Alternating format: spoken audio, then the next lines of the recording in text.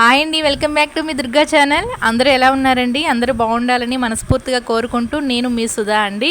ఈరోజైతే నేను chicken curry ఎలా చేయాలి ఈజీ ప్రాసెస్లో మ్యాగ్నెట్ చేయకుండా అప్పటికప్పుడు ఫాస్ట్గా ఎలా చేయాలనేది మీకు నేను క్లియర్గా ఎక్స్ప్లెయిన్ చేస్తానండి.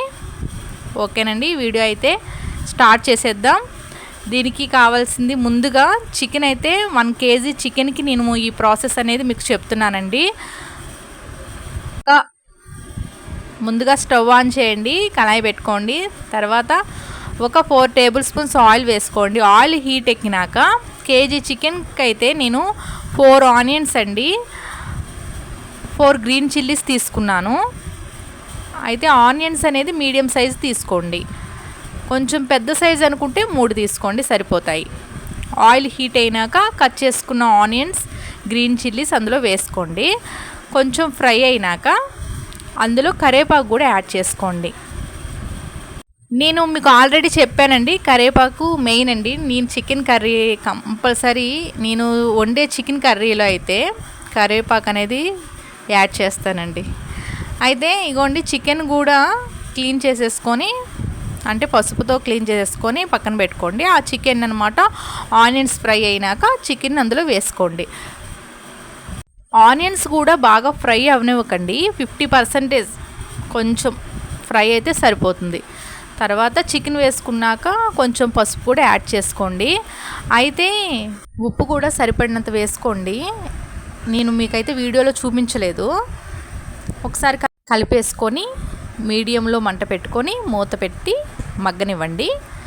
ఈలోపు మసాలా అయితే రెడీ చేసుకుందాం. ఒక స్పూన్ అయితే నువ్వులు వేసుకున్నానండి మిక్సీ జార్లో. చిన్న దాల్చిన చెక్క, 2 లవంగాలు, 1 స్పూన్ జీలకర్ర, 1 స్పూన్ ధనియాలు, అల్లం వెల్లుల్లిపాయ. మనకి ఐడియా ఉంటుంది కదా అల్లం వెల్లుల్లి పేస్ట్కి ఎలా వేసుకుంటామో అలాగా. అయితే నేనైతే ఈ కర్రీకే కాదండి, మేమైతే కొంచెం ఎక్కువే మిక్సీ చేసుకుంటాము. ఫ్రిడ్జ్లో అయితే స్టోర్ చేసుకుంటామండి. మాకైతే ఒక 5 టైమ్స్ అయితే వస్తుంది. ఎందుకంటే మేము నాన్ వెజ్కే కాదండి, వెజ్కి కూడా యూజ్ చేస్తూ ఉంటాము. ఇంకా వెజ్ బిర్యానీలోకి కానీ ఎగ్ ఫ్రైడ్ రైస్ చిన్నవి ఎప్పుడైనా మధ్యలో చేయాలనుకుంటే కనుక యాడ్ చేస్తూ ఉంటాం. కాబట్టి ముందుగానే గ్రైండ్ చేసేసి మేము ఫ్రిడ్జ్లో అయితే స్టోర్ చేసుకుంటామండి. అయితే చికెన్ని మూత తీసేసి ఒకసారి కలిపేసుకున్నాక సరిపడినంత మసాలా వేసుకోండి. నేనైతే కొంచెమే యాడ్ చేసుకుంటారండి, మేమైతే కొంచెం తక్కువే మసాలా కానీ కారం కానీ. నేను వండేటప్పుడైతే చాలా తక్కువ వేస్తానండి. ఏదైనా సరే బాగా ఎక్కువగా ఘాటుగా అయితే నా కర్రీస్ అయితే అనిపించవన్నమాట. మీరు ఒకవేళ స్పైసీగా ఇష్టపడితే కనుక మసాలా యాడ్ చేసుకోండి. ఇంకా గరం మసాలా అని, ఇప్పుడు చికెన్ మసాలా, నెక్స్ట్ కారం, ఇవన్నీ కూడా కొంచెం ఎక్కువ యాడ్ చేసుకోండి. అయితే ఒకసారి కలుపుకున్నాక ఇప్పుడు కారం కూడా నేను వేసుకున్నానండి. తర్వాత చికెన్ మసాలా పొడి అండి మీకు చూపిస్తుంది నేను, అది కొంచెం యాడ్ చేశాను.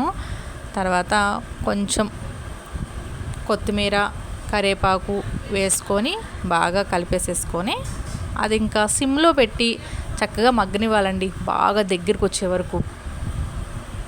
అంటే ఎప్పుడైనా సరే చికెన్ తీసుకురావడం లేట్ అయినా సరే, మనకి ఫాస్ట్గా అవ్వాలి, టైం లేదు అన్నప్పుడు, ఇక మ్యాగ్నేట్ చేసే టైం లేదన్నప్పుడు అప్పటికప్పుడు ఇలా కొంచెం ఈజీ మెథడ్లో కూడా మనం ఇలా వండేసుకోవచ్చండి. చక్కగా రసం పెట్టుకుంటే, ఇలా చికెన్ కర్రీ వండుకుంటే చాలండి, కమ్మగా వెళ్ళిపోతుంది కదా. ఫైనల్గా అయితే ఇలా అయితే రెడీ అయిపోయిందండి చికెన్ కర్రీ. ఇదిగోండి, నేనైతే చెప్పాను కదా ఆనియన్స్ కానీ అన్నీ కూడా లైట్గా కొంచెమే వేసాను. మీకు ఇంకా గ్రేవీ కావాలనుకున్నా, ఇంకా స్పైసీ కావాలనుకున్నా ఇంకొంచెం ఎక్కువ మీరు యాడ్ చేసుకుంటే కనుక బాగుంటుంది. సో ఇదిగోండి, నేనైతే రైస్లో చికెన్ కర్రీ కూడా వేసుకొని మీకు చూపిస్తున్నాను. ఒకసారి మీరు కూడా ట్రై చేయండి, చాలా టేస్టీగా ఉంటుంది, ఈజీ ప్రాసెస్లో అయిపోతుందండి.